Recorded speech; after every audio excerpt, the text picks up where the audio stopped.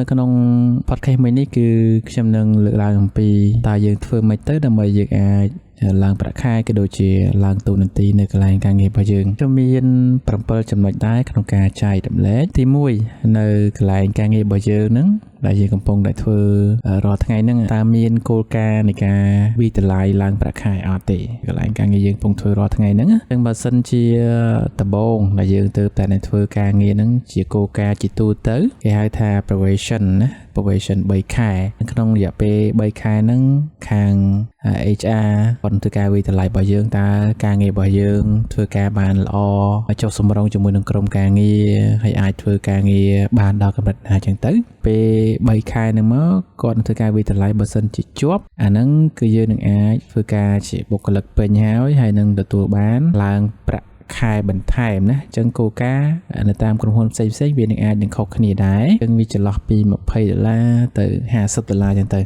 នឹងតាមគោលការណ៍នៃក្រុមហ៊ុននីមួយៗអញ្ចឹងបើសិនជាយើងអត់ជាប់ទេ3ខែហ្នឹងអញ្ចឹងគេអាចឲ្យយើងមួយខែទៀតឬក៏មួយខែទៀតទៅអាហ្នឹងគឺវាអាស្រ័យទៅលើសមត្ថភាពការងាររបស់យើងធ្វើការនៅកន្លែងហ្នឹងតើធ្វើបានល្អដល់កម្រិតណាគោលការណ៍នេះវា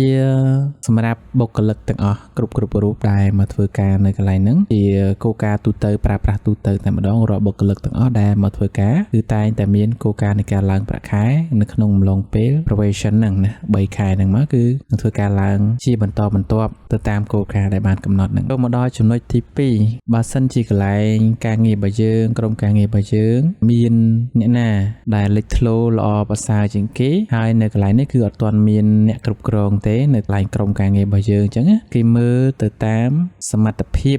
ជាក់ស្ដែងរបស់យើងដែរថានៅក្នុងក្រុមនេះគួរតែមានប្រធានមួយអ្នកគ្រប់គ្រងមួយទៅដើម្បីជួយចាត់ចែងឬក៏ការសម្រេចចិត្តណាមួយដើម្បីឲ្យក្រុមហ្នឹងគឺប្រព្រឹត្តទៅបានយ៉ាងល្អប្រសើរមួយវិញទៀតបើសិនជានៅក្នុងក្រុមហ្នឹងមានមេហើយណាមានប្រធានក្រុមហើយអញ្ចឹងឱកាសនៃការឡើងជាប្រធានក្រុមប្រធានផ្នែកនីមួយៗហ្នឹងគឺឱកាសមានតិចណាបើសិនជា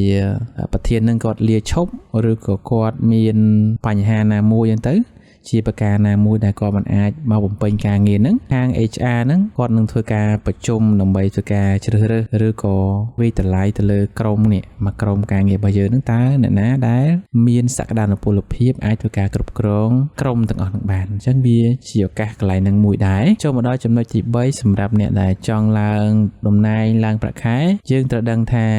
ការឡើងទាំងអស់ហ្នឹងគឺបន្ថែមនៅការងារជាបន្តហើយឡើងទូនាទីឡើងប្រាក់ខែហ្នឹងគឺឡើងទំនួលខុសត្រូវបន្ថែមពីលើទៀតមិនមែនយើងធ្វើការងារតែប៉ុណ្ណឹងនៅសុកមេឬខាង HR ហ្នឹងគាត់ឲ្យយើងធ្វើតែប៉ុណ្ណឹងទេគឺតែងតែបន្ថែមទំនួលខុសត្រូវបន្ថែមទៀតដែរនៅលើការងារទាំងអស់ហ្នឹងសរុបសេចក្តីមកឡើងតំណែងឡើងប្រាក់ខែក៏ឡើងទំនួលខុសត្រូវជាបន្តយ៉ាងទៅចំណុចទី4គឺតាក់ទងទៅនឹងកត្តាខ្លួនយើងផ្ទាល់តែម្ដងតើយើងធ្វើយ៉ាងម៉េចដើម្បីឲ្យយើងទទួលបានទូនាទីណាមួយដែលយើងចង់បានក៏ដូចជាប្រាក់ខែណាមួយដែលយើងត្រូវការអញ្ចឹងទៅគឺវាស្ថិតនៅលើការខិតខំធ្វើការបំពេញទូនាទីឲ្យបានល្អរបស់យើងហ្នឹងតើបានដល់កម្រិតណាទី1គឺនៅពេលដែលមេដាក់ផែនការមកឲ្យយើងធ្វើការហ្នឹងតើយើងបានសម្រេចទៅលើផែនការហ្នឹងប្រមាណណាភាគរយឧទាហរណ៍ថាមេដាក់ផែនការឲ្យយើងធ្វើក្នុងខែហ្នឹង5ផែនការឬក៏5 project ឬក៏អ្វីក៏បានដែលជាការកំណត់នៃផែនការនៅក្នុងប្រចាំខែហ្នឹងតើយើងសម្រេចបានអត់អញ្ចឹងមកយើងសម្រេចបានជារៀងរាល់ខែរហូតជាបន្ត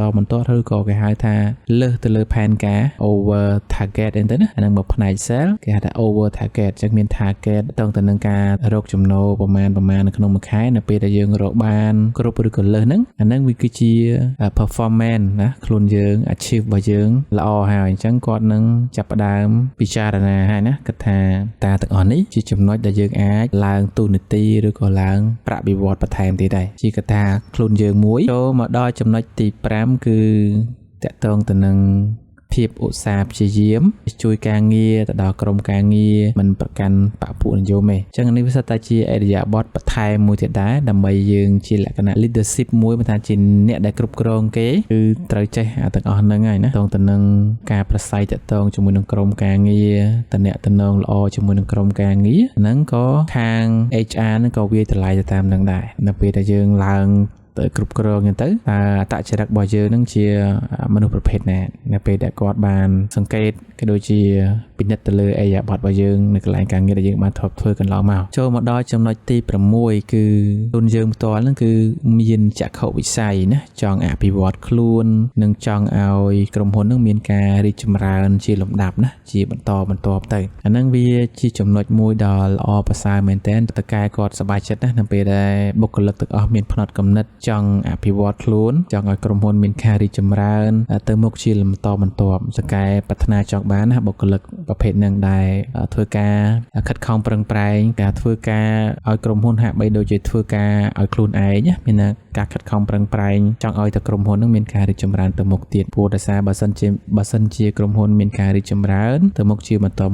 អ្វីក៏វានឹងអាចប្រែប្រួលទៅតាមនឹងដែរណាការវិតម្លៃផ្សេងឡើងទុនទីឡើងប្រាក់ខែក៏ទៅតាមនឹងដែរបើសិនជាក្រុមហ៊ុនអត់មានការរីកចម្រើនទេអញ្ចឹងច្បាស់ណាស់យើងនឹងខាត់បងទាំងអស់គ្នាអញ្ចឹងក្រុមហ៊ុនអាចធ្វើការកាត់បន្ថយបុគ្គលិកឬក៏ប្រាក់ខែអាចនឹងមានបញ្ហាណាមួយយឺតយ៉ាវឬក៏អីផ្សេងអានឹងវាមានរឿងផ្សេងទៀតណាអញ្ចឹងយើងខិតខំប្រឹងប្រែងធ្វើការទៅចាត់ទុកថាជាក្រុមហ៊ុនរបស់យើងទៅចុះអានឹងយើងមានផ្នត់គំនិតជានាំមួយហើយណាកាលណាយើងមានផ្នត់គំនិតបែបហ្នឹងគឺតកែឬក៏ខាង HR គាត់ពេញចិត្តមែនតើចំពោះផ្នត់គំនិតបែបនេះចូលមកដល់ចំណុចទី7ចុងក្រោយគឺជាចំណុចដែលសំខាន់មែនតើហើយក៏ជាការវិតម្លៃមួយខ្ពស់ដែរពេលខ្លះយើងកំពុងតែធ្វើហើយប៉ុន្តែយើងអត់ដឹងខ្លួនថាការធ្វើកិច្ចការទាំងអស់ហ្នឹងវាជាឥទ្ធិពលទៅដល់ការឡើងទូនាទីក៏ដូចជាឡើងប្រាក់ខែការលះបង់ពេលវេលាផ្ទាល់ខ្លួនណាខ្លះទៅណាមិនមែនស្តាធ្វើទាំងស្រុងទេឧទាហរណ៍ថាយើងធ្វើការចូលនៅម៉ោង7កន្លះឬម៉ោង8ចេញនៅម៉ោង5ឬម៉ោង5កន្លះអញ្ចឹងយើងមិនប្រកាសថាយើងនឹងត្រូវចេញឲ្យត្រឹមនៅម៉ោងប៉ុណ្ណឹងទេណាយើងនឹងអាចចេញយឺតជាងនឹងឬក៏ខិតខំធ្វើអាការងារដែលនៅសេសសល់ហ្នឹងធ្វើឲ្យរួចស្រេចកុំព្យាយាមទុកការងារដែលមិនទាន់រួចរាល់ហ្នឹងទុកបង្កជាច្រើនថ្ងៃយើងទៅអាហ្នឹងយើងព្យាយាមធ្វើវាឲ្យអស់លទ្ធភាពមែនណាគឺធ្វើកិច្ចការងារដែលឲ្យបានរួចរាល់ណាចាំយើងចាក់ចេញទៅហើយអ្វីដែលសេសសល់តិចតួចក៏អាចទុកនៅថ្ងៃបន្ទាប់ទៅណាទុកនៅថ្ងៃស្អែកយ៉ាងចំពោះការលះបង់ពេលវេលាហ្នឹងវាគឺជាឱកាសមួយនៃការឡើងប្រាក់ខែក៏ដូចជាឡើងទូនាទីដែរដូចជាពេលដែលយើងធ្វើការពេញម៉ោងហើយសុកគឺមេចាប់ដើមប្រកាសឲ្យយើងចូលរួមប្រជុំមួយតហ្នឹងទៅដែលយើងចប់ម៉ោងការងារអញ្ចឹងគាត់ហៅយើងចូលរួមប្រជុំអញ្ចឹងយើងអត់ប្រកែកទេហើយបើសិនជាយើងរវល់មែនតែនអត់មានពេលអាចចូលរួមប្រជុំបានក៏ទៅតាមនឹងដែរប៉ុន្តែបើសិនជាការប្រជុំសំខាន់ហើយយើងក៏អត់មានការរវល់បន្ទាន់ទៅណាដែរខ្ញុំលើកទឹកចិត្តឲ្យយើងចូលរួមប្រជុំទៅព្រោះការប្រជុំមួយមេមិនមែនស្ទើរតែ